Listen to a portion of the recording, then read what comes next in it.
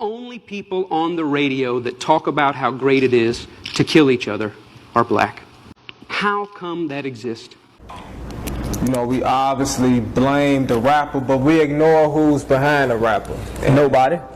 It's the white man. No, you goddamn lie. No, it's the white man. No. Listen, when you show up to my record label with your killing nigga music, I ain't behind what you wrote. The white man is for sure. You wrote them before you got here. 15 stations on a dial, go up, go down.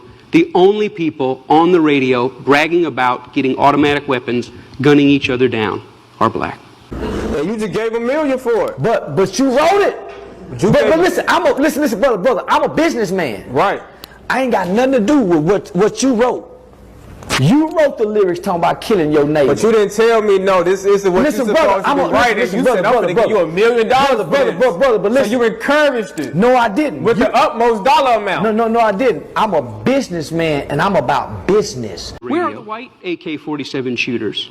Where are the white drug dealers? No, do white people not do drugs? Do they not deal drugs? Of course they do. But why is it that it doesn't make it to our mainstream radio?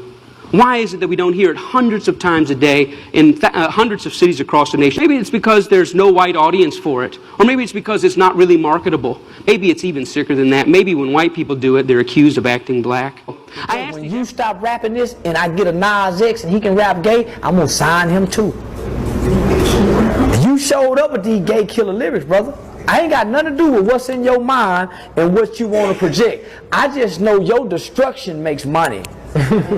We have to remember that we learned from some of the best. They had some white boys came over here that did the first beheadings in Point Coupee, Louisiana, where I'm from. Slave insurrection, that was the way you dealt with it. Tuskegee syphilis incident. We're going to see how black men die if they have syphilis, but we pretend we treat them with penicillin, and we're just going to watch the pathology of how they die. Now, that wasn't back 200 years ago. That was 1930 to 1974.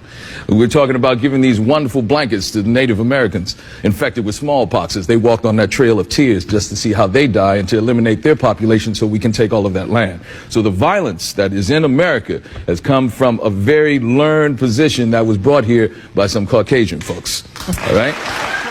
Where somebody says, you know what, I'm inspired to write a song that celebrates murdering another person. And then a person says, I'd like to put that on my station. Another person said, I'd like to pay for it. And then there's people out here in the audience that go, I'd love to hear it, as long as it's black guys. Because even white people buy rap music, buy this type of stuff, because we know that when we want to hear about killing each other, we know who to turn to. The truth is, in America, black murder is normal. Yeah, that's what that is, man.